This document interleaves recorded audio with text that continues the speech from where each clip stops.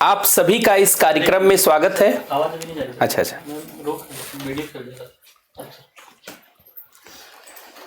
आप सभी का इस कार्यक्रम में स्वागत है। मैं उपेंद्र अनमोल मुखर्जी नगर दिल्ली से आप सभी लोगों का स्वागत करता हूं।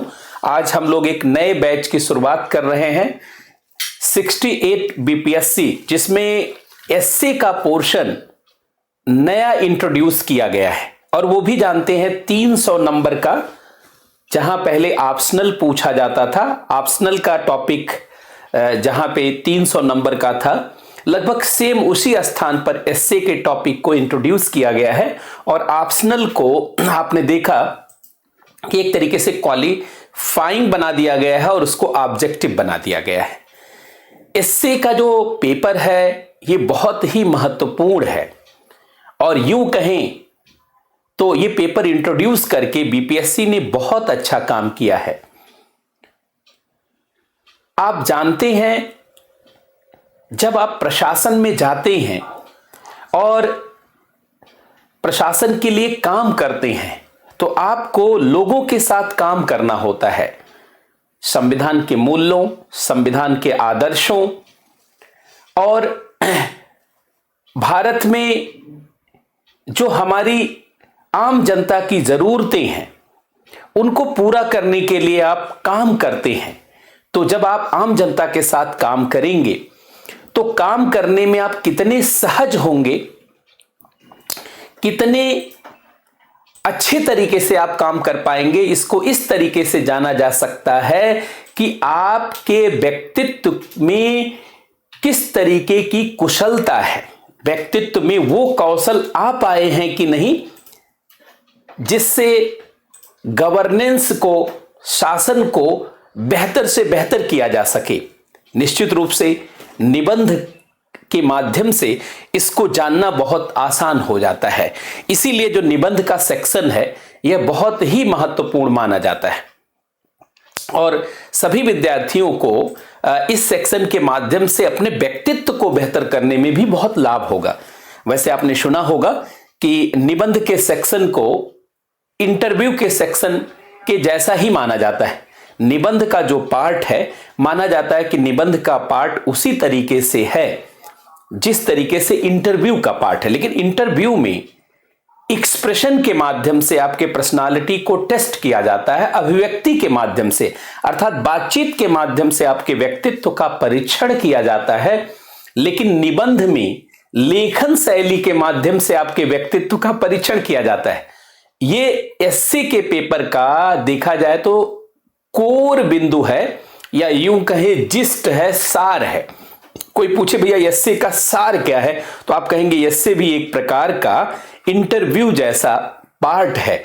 इंटरव्यू में सीधे आपके व्यक्तित्व का परीक्षण किया जाता है बातचीत के माध्यम से, प्रश्नों को पूछ करके, लेकिन निबंध में लेखन शैली के माध्यम से आपके पर्सनालिटी को टेस्ट किया जाता है कि आपके व्यक्तित्व में रचनात्मकता, सकारात्मकता का कितना विकास हुआ है। ज्ञान और समझ को लेकर के जो आपका मौलिक पक्ष है वो विकसित हुआ है या नहीं हुआ है, निबंध के माध्यम से इसको आसानी से समझा जाना जा सकता है। इसीलिए निबंध बहुत ही महत्वपूर्ण पार्ट माना जाता है। आप जानते होंगे, अगर मैं बेसिक 2-3 पहले बिंदुओं पर बात करूं तब आगे बढ़ूंगा। जैसे आपने सुना होगा कि जो है एक शब्द सुना होगा आपने, आर्टिकल सुना होगा या आर्टिकल सुना होगा, जिसको सामान्यतः लेख कहा जाता है। और दूसरा आपने ये शब्द जो आपके सिलेबस में आया हुआ है एस्से, निबंध। अब देखिए इन दोनों में देखा जाए तो बहुत बड़ा अंतर है।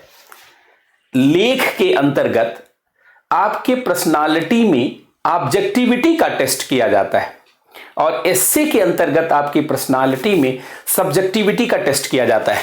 अर्थात लेख में क्या टेस्ट होता है,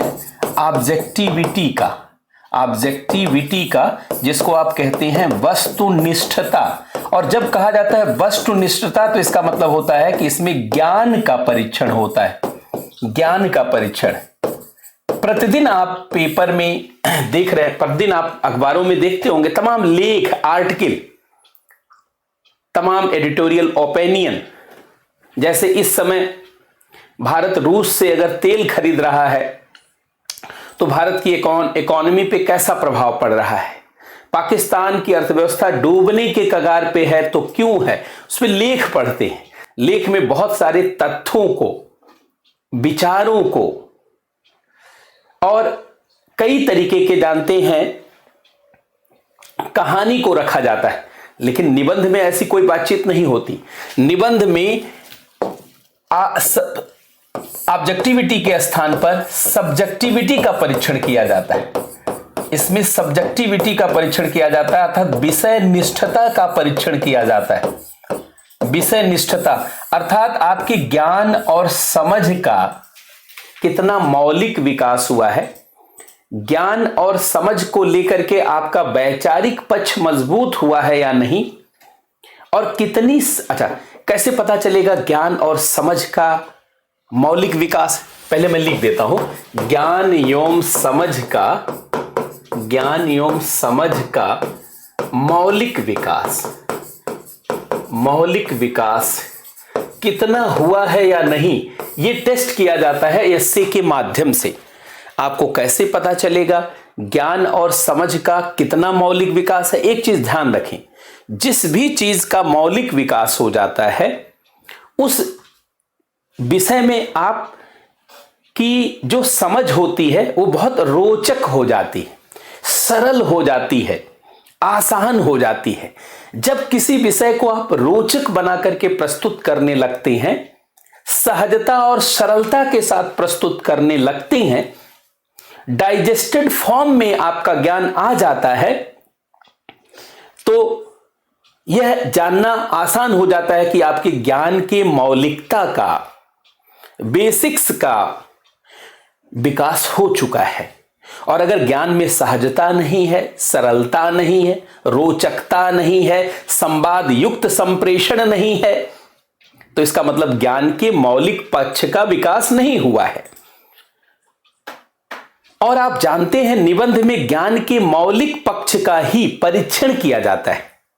जब आप किसी विषय पर लिखते हैं तो देखा जाता है कितनी सरलता के साथ निबंध में जब आप कोई टॉपिक लिखते हैं तो निबंध के अंदर टेस्ट किया जाता है कितने रोचक ढंग से, कितने सरल और सुबोध ढंग से आप अपनी बात को कह पाते हैं। क्या आप अपनी बात को इस क्षमता के साथ कह पा रहे हैं कि आम आदमी, आम मेधा भी उसे समझने की क्षमता रखती है या नहीं? कॉमन मैन, अगर आम आदमी आपकी बात को समझने की क्षमता रख रहा है तो निश्चित रूप से निबंध लिखने की आपकी शैली बेजोड़ है। निबंध में जो कुछ भी लिखा जाता है वो संवाद के माध्यम से लिखा जाता है, ताकि पढ़ने वाले को लगे कि मेरे साथ संवाद किया जा रहा है, मुझे इतनी सरलता, सहजता, रोचकता के साथ चीजें बताई जा रही हैं। तो इसीलिए इसमें विषय निष्ठता है। मैं कई बार एग्जाम्पल देता हूं, जैसे अगर आप वैसे देखें तो सिविल सर्विसेज का जो पूरा एग्जाम है ये 3 भागों में बटा हुआ है। प्रीलिम्स का एग्जाम, मेंस का एग्जाम और इंटरव्यू का एग्जाम, ये 3 पार्ट में बटा हुआ है। और आप सभी लोग जानते हैं कि प्रीलिम्स में किस चीज को टेस्ट किया जाता है? प्रीलिम्स में ऑब्जेक्टिविटी का टेस्ट किया जाता है। इसमें ऑब्जेक्टिविटी का टेस्ट किया जाता है, अर्थात इसमें ज्ञान का परीक्षण किया जाता है। ज्ञान का परीक्षण किया जाता है, इसलिए बहुत सारे तथ्यों को जुटाना होता है, बहुत सारी सूचनाओं को जुटाना होता है। इसलिए प्रीलिम्स की तैयारी को सबसे टफ माना जाता है। अब पिछले कई वर्षों से अब सभी टीचर, सभी लोग कहने लगे हैं कि प्रीलिम्स का एग्जाम ही सबसे टफ है। आप जानते हैं जितने भी लोग एग्जाम में शामिल होते हैं मात्र उसका 2%, 3% लोग ही जानते प्रीलिम्स पास कर पाते हैं। ये इस नाते पूरी तरीके से टफ एग्जाम हो जाता है। और यूपीएससी में जानते हैं जितने लोग फॉर्म भरते हैं, एग्जाम में शामिल होते हैं, उसके 2% से भी कम लोग प्रीलिम्स पास होते हैं। प्रीलिम्स में ज्ञान का परीक्षण किया जाता है, ज्ञान का मूल्यांकन किया जाता है, लेकिन मेंस में जानते हैं सब्जेक्टिविटी का टेस्ट किया जाता है। सब्जेक्टिविटी का टेस्ट अर्थात समझ का कितना विकास हुआ है, ज्ञान के बजाय ज्ञान व्यवहारिक पक्ष पर कितना विकसित हुआ है, समझ का स्तर क्या है।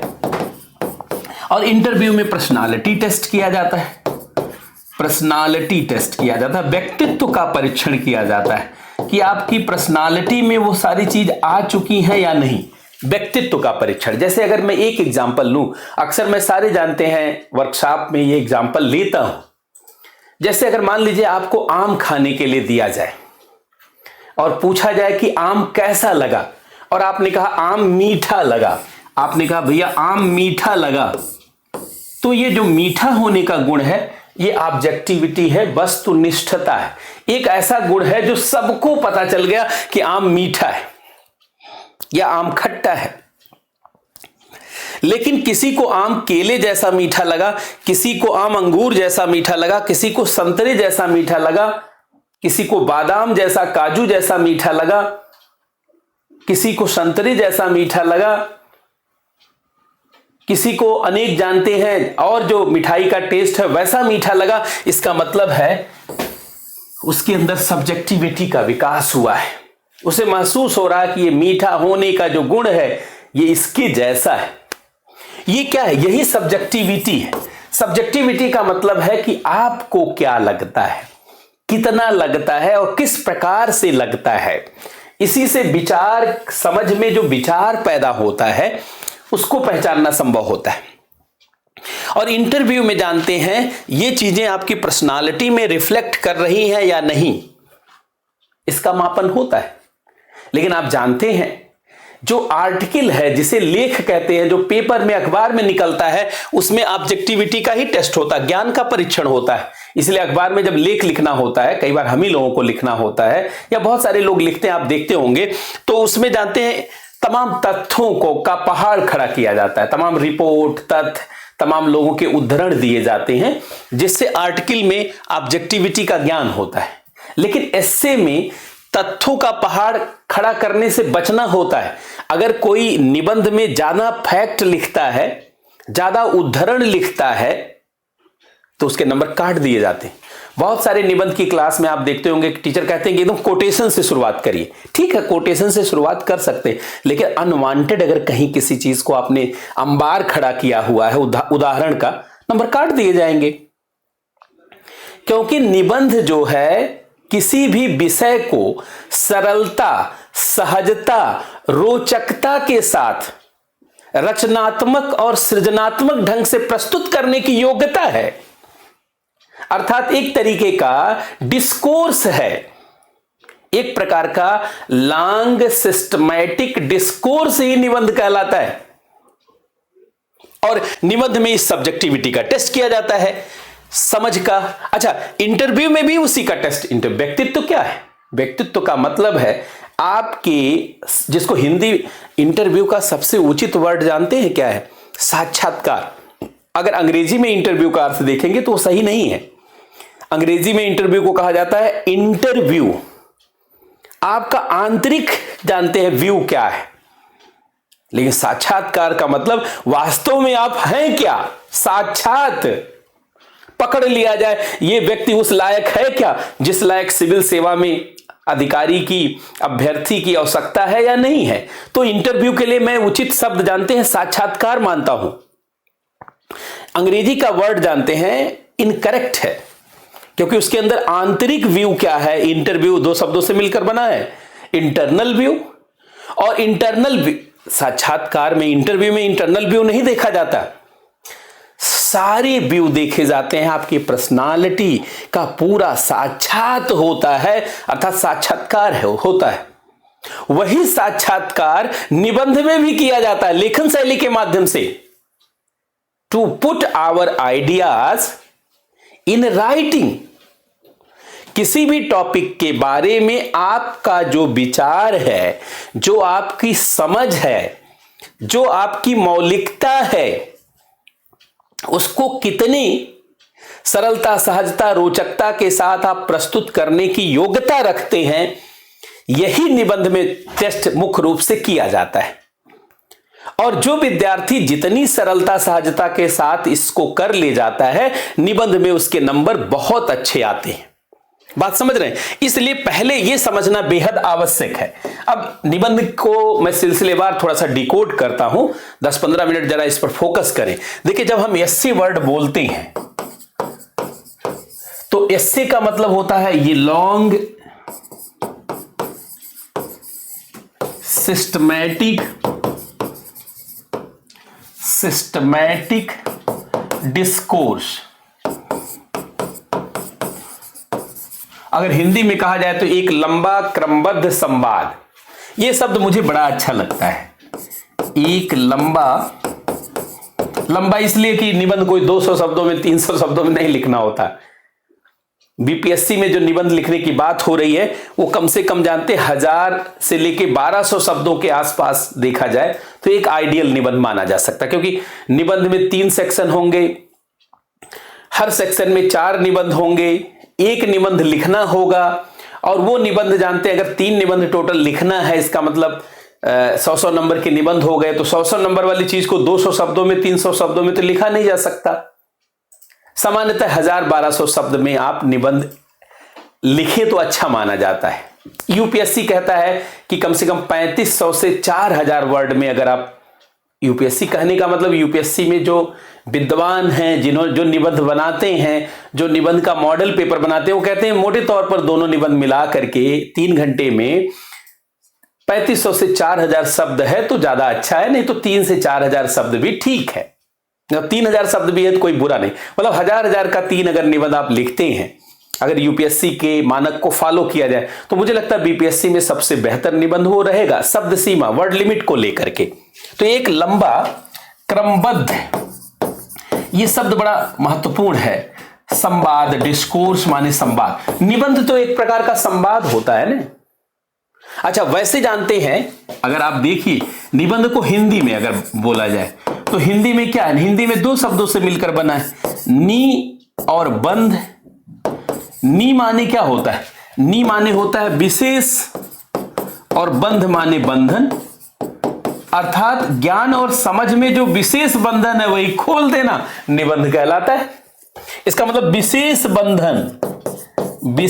बंधन अर्थात किसी टॉपिक को, किसी विषय को लेकर के जो उसमें विशेष जो समझ है, विशेष जो उसका जो है उद्देश्य है, उसका निष्कर्ष है, अगर वो निकालने की क्षमता रखते हैं तो इसका मतलब सर्वोच्च निबंध लिखने की योग्यता तो आप रखते हैं। तो इसका मतलब विशेष बंधन अर्थात जानते हैं ज्ञान। देखिए, ज्ञान एवं समझ के माध्यम से, ज्ञान शब्द उतना उचित नहीं है लेकिन मैं लिख रहा हूं, ज्ञान एवं समझ के माध्यम से किसी टॉपिक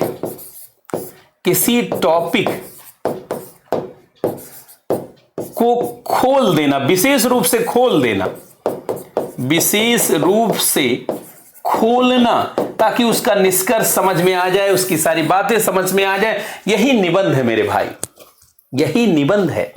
निबंध का जानते कोई और दूसरा अर्थ नहीं है, यही निबंध है। अब देखिए, किसी भी विषय को पढ़ने के लिए सामान्यतः 3 तरीके की आवश्यकता होती, तो निबंध को पढ़ने के लिए भी 3 तरीके की आवश्यकता होगी। सबसे पहले तो यह पता होना चाहिए कि इसका सिलेबस क्या है, इसका सिलेबस क्या है। दूसरा पता होना चाहिए कि भाई नेचर ऑफ क्वेश्चन, कैसे निबंध पूछे गए हैं, नेचर ऑफ क्वेश्चन। और तीसरी बात है कि भैया स्टडी मटेरियल इसके लिए क्या है, अध्ययन सामग्री क्या हो सकती है। तो मैं तीनों विषयों पे पहले बात कर लूं तब मैं पूरी बात करूंगा। देखिए, एक तो है कि पाठ्यक्रम पता होना चाहिए। दूसरा है प्रश्नों की प्रवृत्ति, कैसे निबंध पूछे जाते वो पता होना चाहिए। प्रश्नों की प्रवृत्ति आपको पता होना चाहिए। और तीसरा अध्ययन सामग्री। किसी भी विषय को पढ़ने के लिए यही 3 चीज चाहिए, खासकर यूपीएससी या सिविल सर्विसेज में, स्टेट पीएससी में। अब देखिए, आप कहेंगे कि सिलेबस तो मुझे पता नहीं है, क्योंकि अभी तो बीपीएससी ने बताया नहीं। निश्चित रूप से बताया तो नहीं, लेकिन बीपीएससी के अध्यक्ष अतुल प्रसाद ने ये इंडिकेट किया कि बीपीएससी में जो निबंध होंगे वो यूपीएससी के स्तर के पूछे जाएंगे। उन्होंने सीधे सीधे कहा कि जो बीपीएससी में 3 सेक्शन होगा निबंध का, सेक्शन ए, बी और सी। सेक्शन ए, बी तो पूरी तरीके से यूपीएससी जैसा होगा, और सेक्शन सी में स्थानीय स्तर के निबंध पूछे। और एग्जाम्पल दिया लिट्टी चोखा, मतलब स्थानीय विषयों से जुड़े हुए बिहार स्पेशल, मतलब एक तरीके से बिहार स्पेसिफिक प्रश्न पूछे जाएंगे तीसरे सेक्शन में। और तीनों सेक्शन देखिए, अब निबंध का सिलेबस क्या है, पहले मैं एक एक टॉपिक पे बात करूं तो आसानी से आप समझेंगे। देखिए, सिलेबस ऑफ एसए, सिलेबस क्या है? तो देखिए, पहली बात तो देखिए, A section, B section, C section, ये 3 सेक्शन होंगे। अभी मैं सिलेबस जो देखिए, सिलेबस क्या होगा? सिलेबस वही होगा जो यूपीएससी का है। तो यूपीएससी क्या कहता है उसी पे मैं बात करूंगा, इसका मतलब वही सिलेबस हो गया। अब 3 सेक्शन है, section A SA1, SA2, section B SA2 और सेक्शन 3। अब ये दोनों का, ये यूपीएससी जैसा होगा तो निश्चित रूप से यूपीएससी का सिलेबस होगा, यूपीएससी जैसा होगा। और बिहार स्पेसिफिक होगा, बिहार विशेष होगा, ये बिहार विशेष, ये यूपीएससी जैसा होगा, और ये बिहार स्पेशल या स्पेसिफिक होगा। अब देखिए, अब चूंकि ये बिहार स्पेसिफिक होगा तो इसमें बिहार के स्थानीय विषयों से जुड़े हुए निबंध होंगे, लेकिन लिखने का जो ढंग होगा, शैली होगा, वो वही होगा जो जानते यूपीएससी की शैली होगी। और ये दोनों यूपीएससी जैसा होगा। बस इतने बात से जानते हैं, हमको जानना समझना आसान हो गया। अगर आप देखेंगे तो यूपीएससी जानते हैं कुछ अपने सिलेबस में कुछ टर्म यूज करती है। यूपीएससी कहती है कि जो भी प्रश्न जो है एसए में पूछे जाएंगे, देखिए अब यूपीएससी का सिलेबस कैसे समझेंगे? यूपीएससी सिलेबस में जानते कुछ बातें दी गई। एक चीज और ध्यान रखिएगा, इंटरव्यू का भी सिलेबस होता है। यूपीएससी अपने इंटरव्यू का सिलेबस लिखती है और निबंध का भी सिलेबस लिखती है, इसलिए आप ये नहीं कह सकते कि सिलेबस नहीं होता। हो सकता है आपने ध्यान ना दिया हो, पढ़ा ना हो। इंटरव्यू का भी सिलेबस है। आप कहेंगे क्या सिलेबस है इंटरव्यू का? अरे भाई, इंटरव्यू के सिलेबस में लिखा हुआ है कि बातचीत के माध्यम से व्यक्तित्व के परीक्षण का प्रयास किया जाएगा। मतलब पहले बातचीत की जाएगी, और क्या नाम है आपका भाई, कहां से आते हैं आप, कहां से पढ़ाई लिखाई की। अब इस दौरान जैसा जैसा आपका रुझान होगा वही पूछ लिया जाएगा। यही है इंटरव्यू का सिलेबस। इंटरव्यू का सिलेबस ये नहीं कि कुछ भी पूछ लेना, आते ही आपसे पूछने लगा कि बताइए यूक्रेन और रूस युद्ध में रूस क्यों पिछड़ रहा है या यूक्रेन क्यों अगड़ रहा है। ऐसे सवाल नहीं पूछे जाते इंटरव्यू में। इंटरव्यू में पहले बातचीत की जाती, किसी न किसी विषय से जुड़ा हुआ। बैठिए, बड़ी गर्मी है आज, आपको क्या लगता है कि इस गर्मी का सामना कैसे किया जाए, कोई न कोई बातचीत की जाती। और उस दौरान जैसा जैसा रुझान आपसे दिखता है वही वही सवाल निकल के आते हैं और वही पूछा। हाँ, कुछ सवाल ऐसे होते हैं जो कॉमनली बहुत सारे लोगों से पूछा जाता, ताकि जो अंतर्राष्ट्रीय पक्ष हैं, राष्ट्रीय पक्ष हैं, विभिन्न मुद्दे हैं, उस पर आपके मत को देखा जाए। अब मान लीजिए इस समय मुद्दा जो है रामचरितमानस को बहुत सारे लोग विवाद का विषय बना रहे हैं, कह रहे हैं कि ढोल गंवार शूद्र पशु नारी सकल ताड़ना के अधिकारी। हो सकता है आपसे पूछ लिया जाए कि भैया ये तुलसीदास जी ने सही लिखा है या गलत लिखा है, आप क्या मानते हैं? तो आप राजनीतिक भावना से नहीं इसका जवाब दे सकते। रामचरितमानस भारत का सांस्कृतिक गौरव है और भारत के करोड़ों लोग जानते हैं, उसमें आस्था रखते हैं। किसी 2, 4, 10, 20 लोगों के प्रश्न खड़ा करने से वो चीज विवादित नहीं हो सकती। बात समझ रहे? इसीलिए देखिए, निबंध में हमने कहा, अभी लास्ट में मैं बोलूंगा, निबंध में 2 चीज पे हमेशा ध्यान रखा जाता है। निबंध में कोई नकारात्मक बात नहीं लिखी जाती, सामान्यतः सकारात्मक और रचनात्मक बात लिखी जाती।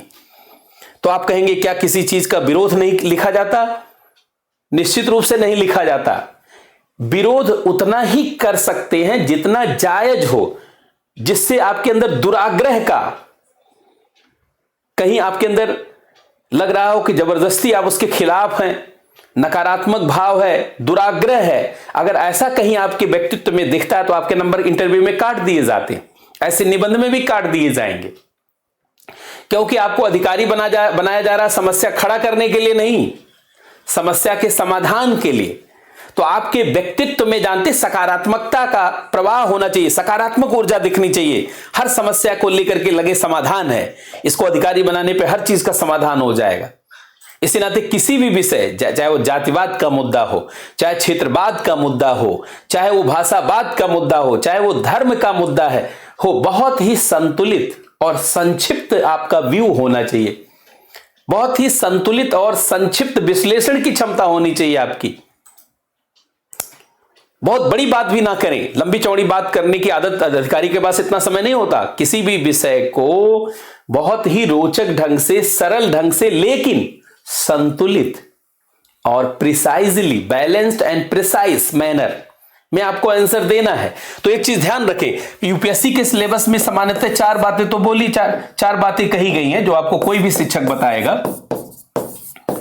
देखिए, एक तो यूपीएससी में कहा गया है कि भाई मल्टी डायमेंशनल टॉपिक से प्रश्न पूछे जाएंगे, मतलब कई विषयों से प्रश्न पूछे जाएंगे या विविध विषयों से प्रश्न पूछे जाएंगे।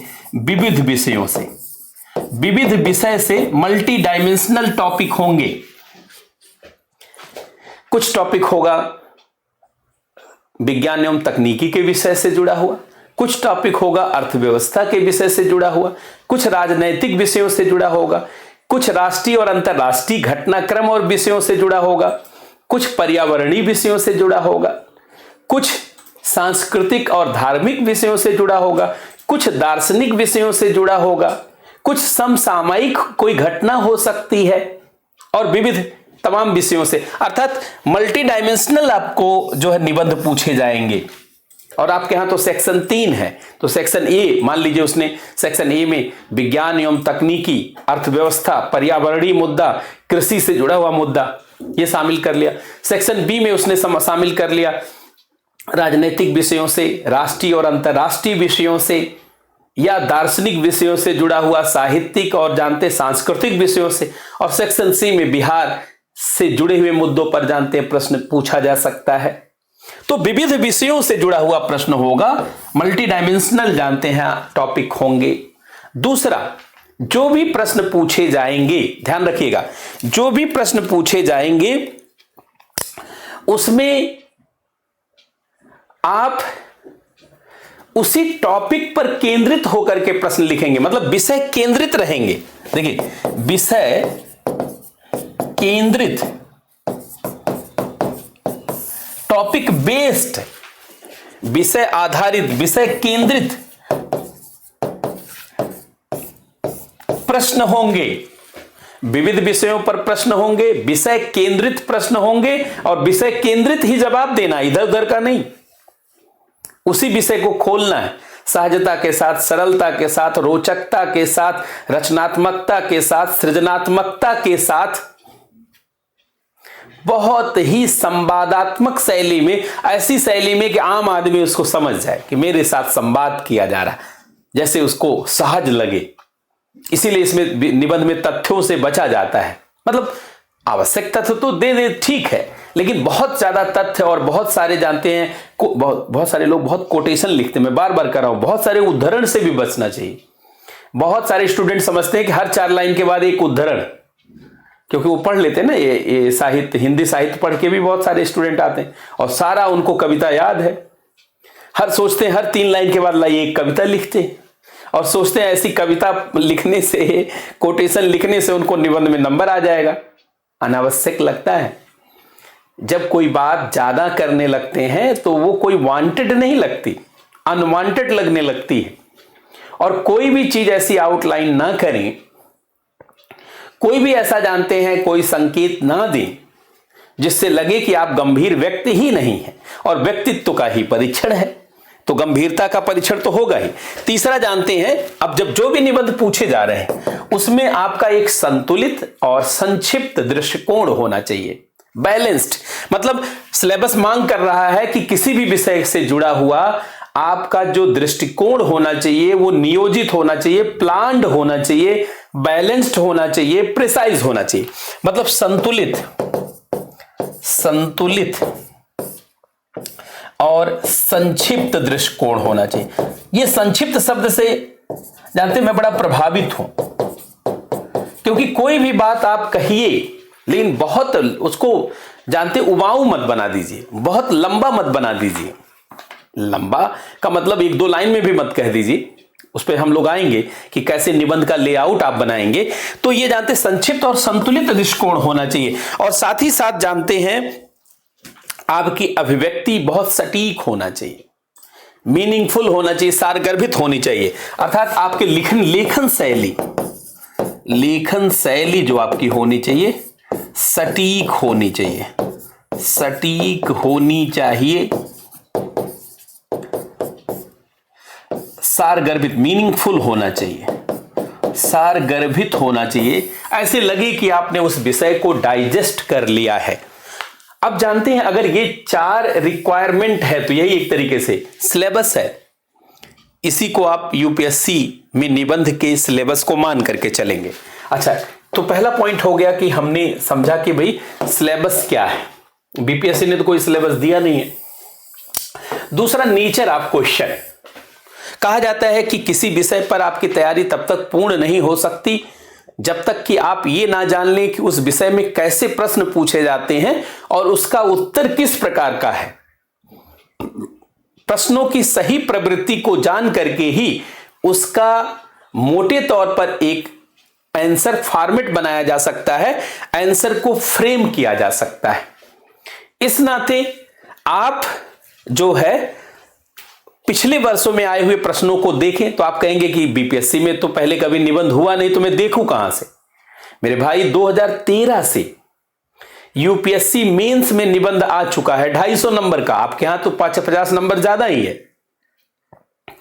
तो 2013 से लेकर के 2023 लगभग 10 वर्षों का, 23 का मतलब 13 शुरू हुआ तो 22 तक ही आप देखेंगे 10 वर्ष हो गया। लगभग 10 वर्षों का यूपीएससी का प्रश्न पत्र है निबंध का, उसको खरीद लें और उसको रीड करें, पढ़ें। यूपीपीसीएस में भी जानते निबंध पूछा जाता है, उसमें भी जो सिलेबस चेंज हुआ उसमें भी निबंध है, उसके भी निबंध को खरीद लें या नेट से निकाल लें और उसको पढ़ें। यूपीएससी के जानते निबंध के पेपर को देखिए, प्रीवियस ईयर क्वेश्चन कौन सा, यूपीएससी और यूपीपीएससी या यूपीपीसीएस, अगर ये दोनों आप देख लेते हैं, खासकर यूपीएससी का तो 10 वर्षों का आपको मिल जाएगा और यहां भी 5-6 वर्षों का मिल जाएगा, 5 वर्ष का लगभग यहां मिल जाएगा आपको 5 वर्षों का। तो ये 15 क्वेश्चन पेपर जानते हैं आपको यह बताने में सक्षम होंगे कि निबंध में कैसे प्रश्न पूछे जाते हैं, what is the real nature of question, जो पूछे गए हैं उसको समझ पाएंगे। और जब आप जानते हैं क्वेश्चन के नेचर को समझने में सक्षम हो जाएंगे तो निश्चित रूप से आगे कैसे उसकी तैयारी की जाए, आगे कैसे उसका फॉर्मेट बनाया जाए, कैसे उसका लेआउट तैयार किया जाए, खाका तैयार किया जाए, इसको आप जान जाएंगे। और इतना जानने से जानते हैं आपको बहुत सहजता और सरलता का अनुभव होगा। बात समझ रहे हैं? जब आप नेचर ऑफ क्वेश्चन, इसीलिए जब भी कोई विषय पढ़ाना होता है तो हम लोग हमेशा ये बात करते हैं कि सबसे पहले उस विषय में पूछे जाने वाले प्रश्नों से अवगत हो जाइए कि कम से कम 10-15 सालों में प्रश्न किस तरीके से पूछे गए हैं और कमीशन किस तरीके से प्रश्नों के माध्यम से आपका परीक्षण करना चाहता है। अगर आप उसको जानने में सक्षम हो जाते हैं तो निश्चित रूप से उस विषय में आपकी पारंगतता, आपकी जानते गहराई बढ़ेगी। अब तीसरा है स्टडी मटेरियल क्या हो। ये बड़ा जानते हैं अलग विषय है, स्टडी मटेरियल क्या हो। अनेकों विद्यार्थी, एक चीज ध्यान रखें, अनेकों विद्यार्थियों के अंदर एक सवाल हमेशा रहता है कि आखिर निबंध की तैयारी कैसे की जाए, निबंध की तैयारी कैसे की जाए, कौन सी किताब पढ़ी जाए, कौन सा पेपर पढ़ा जाए, कौन सा मटेरियल पढ़ा जाए जिससे निबंध तैयार हो जाए। लेकिन एक चीज मैं बता देना चाहता हूं आपको, ऐसी कोई किताब नहीं है, ऐसा कोई पेपर या मटेरियल नहीं है जिसको पढ़ करके सीधे निबंध लिखने की क्षमता का आप विकास कर लें और निबंध लिखने में पारंगत हो जाए। निबंध की विधा से परिचित होना पड़ेगा और अलग अलग विषयों पर कुछ लेआउट, कुछ आउटलाइन तैयार करना होगा। मान लीजिए मैं मोटे तौर पे कहता हूं कि समाज में 8-9 विषय हैं। उन 8-9 विषयों पे 4-4, 5-5 निबंध अगर आपने तैयार कर लिया, मोटे तौर पर हम लोग कहते 30-35 निबंध का अगर आपने खाका बना लिया, तो निबंध की विधा में आप पारंगत हो सकते हैं। आप कहेंगे क्या वही प्रश्न पूछे जाएंगे एग्जाम में? नहीं, हूबहू वही प्रश्न नहीं पूछे जाएंगे, लेकिन उससे सहारा मिलता है, सहजता मिलती है, और एक समझ में गहराई आती है, तीव्रता आती है। और जब कोई भी समझ गहराई से आपके मस्तिष्क में बैठ जाती है, तो उस विषय पर लिखना, बोलना बहुत आसान हो जाता है। जो भी विषय गहराई के साथ आपके अंदर नहीं बैठता है, उस विषय को लिखना, पढ़ना, बोलना बहुत मुश्किल काम होता है। इसलिए यहां पर मेरा कहना है, जैसे मान लीजिए मैंने कहा कि विज्ञान एवं तकनीकी के विषय, अब विज्ञान और तकनीकी के विषय को आपने 4-5 भागों में बांट लिया कि विज्ञान और तकनीकी क्या है, मानवता के लिए कैसे वरदान है, विज्ञान एवं तकनीकी का कूटनीति में क्या योगदान है, विज्ञान एवं तकनीकी आम आदमी के जीवन को कैसे सहज बना रहा है, विज्ञान एवं तकनीकी संवैधानिक मूल्यों आदर्शों को प्राप्त करने में कैसे सहायक है, विज्ञान एवं तकनीकी आम आदमी वंचित वर्गों के लिए कैसे कल्याणकारी। अगर आपने लेआउट तैयार कर लिया तो हो सकता है कि इसमें कुछ बदलता हुआ विषय भी आए तो आप लिख ले जाएंगे। मान लीजिए आर्थिक विषयों से जुड़ा हुआ निबंध आया। अब आर्थिक विषयों में कौन सा विषय, जैसे कृषि से संबंधित विषय आया, उद्योगों से या लघु कुटीर उद्योगों और मध्यम उद्योगों से संबंधित प्रश्न आया, संगठित असंगठित क्षेत्र से संबंधित प्रश्न आया, गरीबी, बेरोजगारी, भुखमरी से संबंधित प्रश्न आया, असमानता से संबंधित प्रश्न आया, आ ही जाता है, या व्यापार घाटे से जुड़ा हुआ प्रश्न आया, या वैश्वीकरण, नव वैश्वीकरण से जुड़ा हुआ प्रश्न आया।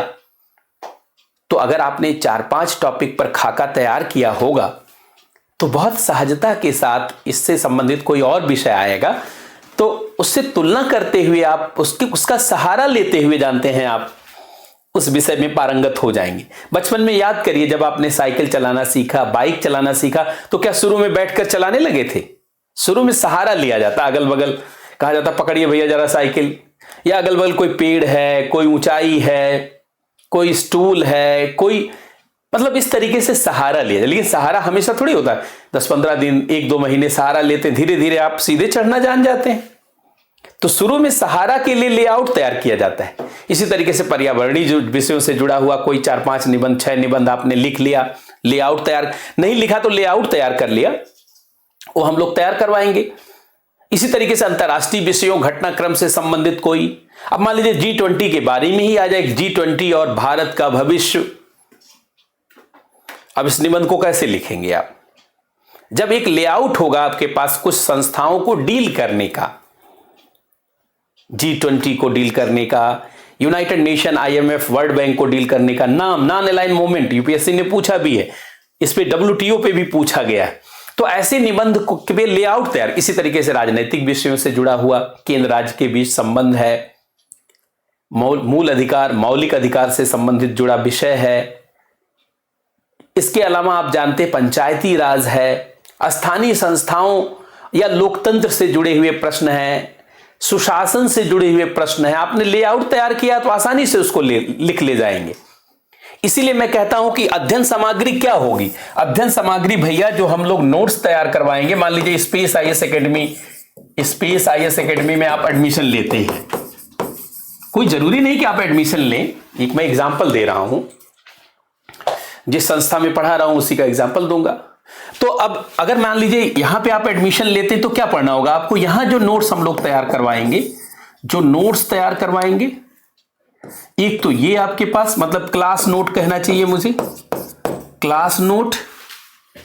इसके अलावा जानते हैं एक तो जो क्लास नोट बनवाएंगे ये बहुत महत्वपूर्ण रहेगा। इसके अलावा प्रीवियस ईयर क्वेश्चन पेपर, ये स्टडी मटेरियल की मैं बात कर रहा हूं, study material, previous year question paper UPSC और यूपीपीसीएस। अब इसके अलावा कुछ जानते हैं महत्वपूर्ण जो है कुछ स्टैंडर्ड जो लेआउट है, कुछ खाका, कुछ आउटलाइन, इंपॉर्टेंट एससी का आउटलाइन। आप कहेंगे ये आप निबंध में यहां देखिए हम लोग पढ़ाएंगे, लेकिन कुछ घटनाएं हैं अंतर्राष्ट्रीय राष्ट्रीय जो समसामयिक घटनाएं ना उससे जुड़ा हुआ भी तो लेआउट करवाएंगे, उसको भी जानते हैं आप अपनी उसका पार्ट रखेंगे।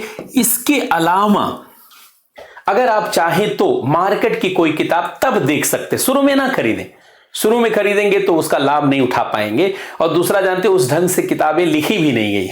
फिर कोई मार्केट का जानते हैं, कोई मार्केट की बुक ले सकते हैं, कोई मार्केट की बुक तब ले सकते तभी काम आएगी, नहीं तो ये मार्केट की बुक काम आएगी नहीं।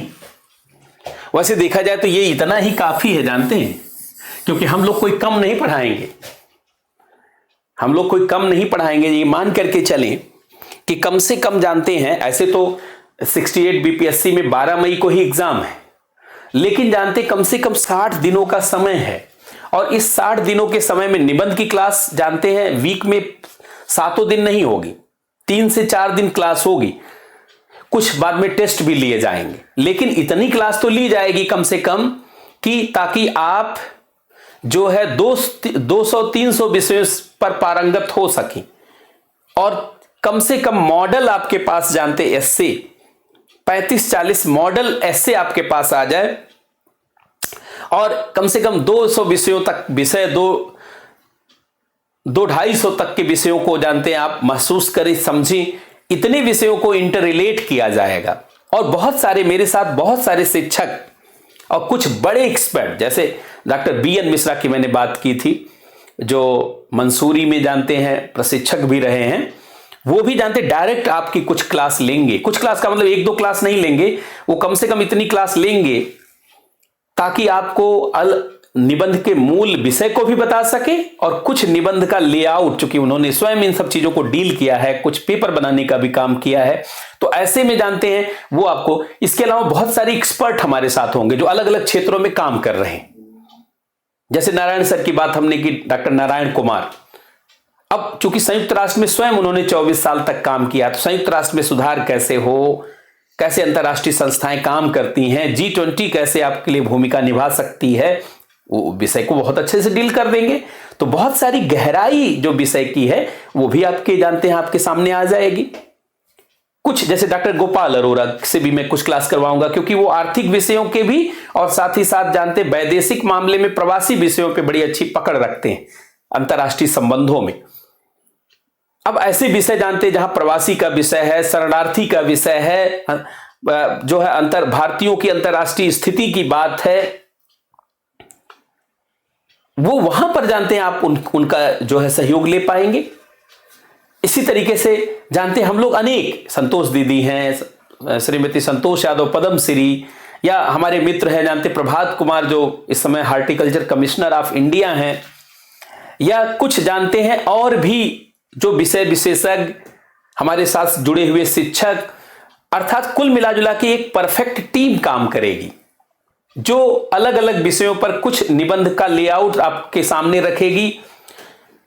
और इस समय में जानते जो अवेलेबिलिटी बेस्ट से बेस्ट होगी जानते वो देने का प्रयास करेंगे। बाकी मैं भी रहूंगा, दीपक सर भी रहेंगे, और भी जानते हमारे साथ जो जुड़ी हुई टीम रहेगी उसमें भी जानते कई सारे शिक्षक रहेंगे। तो जो बेस्ट अवेलेबिलिटी होगी उसके माध्यम से हम लोग जानते हैं आपका ये स्टडी मटेरियल वाला काम तो लगभग पूरा कर ले जाएंगे। मुझे लगता है उसके बाद आपको कहीं अन्यत्र पढ़ने की जरूरत नहीं होगी। अब देखिए मैंने ये विषय कंप्लीट किया कि जो आपका ये 3 प्रश्न बनता है इससे में कि भैया सिलेबस क्या होगा, नेचर ऑफ क्वेश्चन क्या होंगे, स्टडी मटेरियल क्या होंगे, ये तो मुझे लगता है आपने आसानी से समझ लिया होगा, जान लिया होगा। अब 2 महत्वपूर्ण बात जानते हैं आपके साथ करनी है कि भैया निबंध को लिखेंगे कैसे, है कि नहीं, निबंध को लिखेंगे कैसे, और निबंध की तैयारी में किन चीजों का ध्यान रखेंगे। एक चीज ध्यान रखें, किसी भी विषय से जुड़ा हुआ एस्से पूछा जाता है, अगर किसी भी जुड़े विषय से जुड़ा हुआ अगर आपसे एस्से पूछा जाता है तो एक चीज ध्यान रखें, एस्से अगर वैसे देखा जाए एस्से की बात नहीं, मेंस में भी आप देखिए किसी भी प्रश्न को लिखने के लिए मुख्यतः प्रश्न उत्तर के 3 ही भाग होते हैं। एक उसकी भूमिका या प्रस्तावना, एक उसकी भूमिका या प्रस्तावना क्या है, दूसरा आप देखते हैं कि उसका विस्तार या मुख्य शरीर क्या है, विस्तार या मेन बॉडी, मुख्य शरीर क्या है, और तीसरा आप देखते हैं निष्कर्ष क्या है उसका। ये मुख्य जानते हैं 3 पार्ट है, कंक्लूजन है, इंट्रोडक्शन है, मेन बॉडी है। अब देखिए, जैसा कि आप सभी लोग जानते हैं, एक आइडियल निबंध सामान्यतः 1000 से 1200 शब्दों में होना चाहिए, इतने शब्द में। अब हो सकता है कि आपने 900 शब्दों में लिख दिया, तब भी कोई बुरा नहीं है।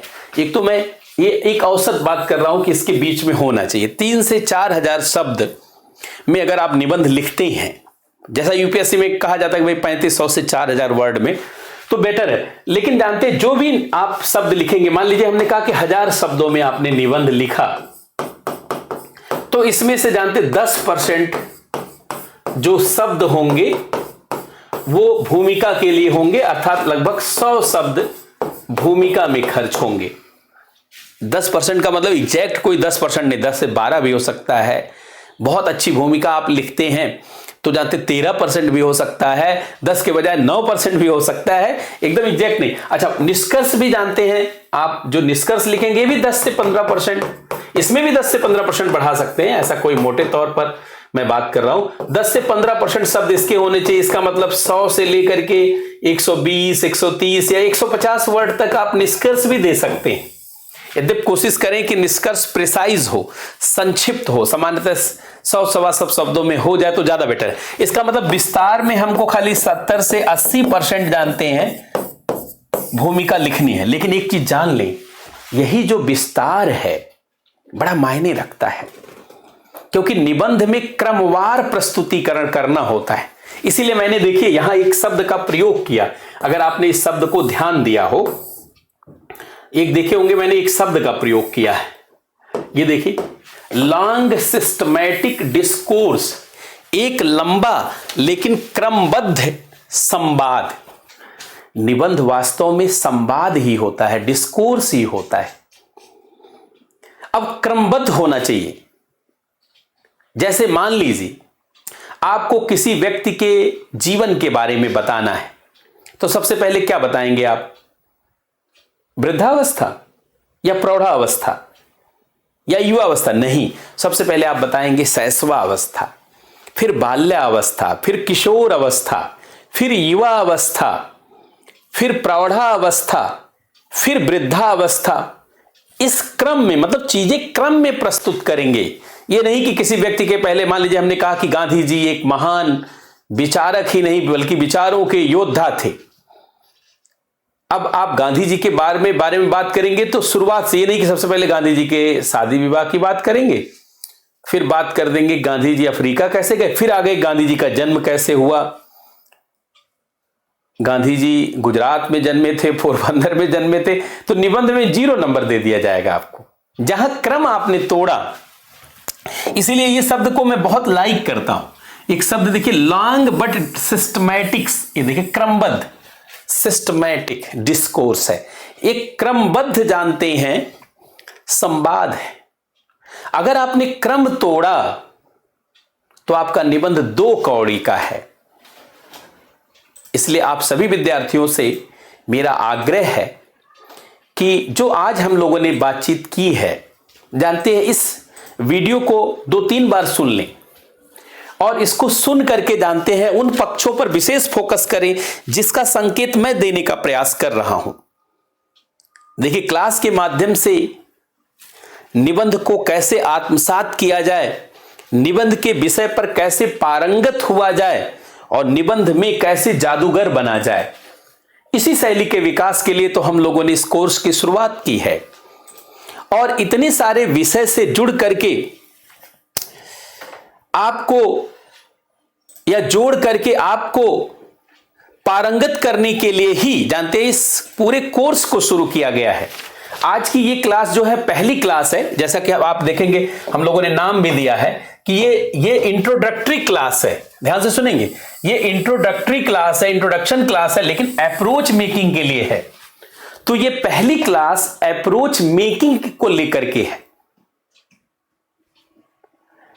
लेकिन आप जानते हैं पहली क्लास में भले छोटी छोटी बातें हैं, लेकिन ये बातें जानते हैं बड़ी मूल्यवान हैं।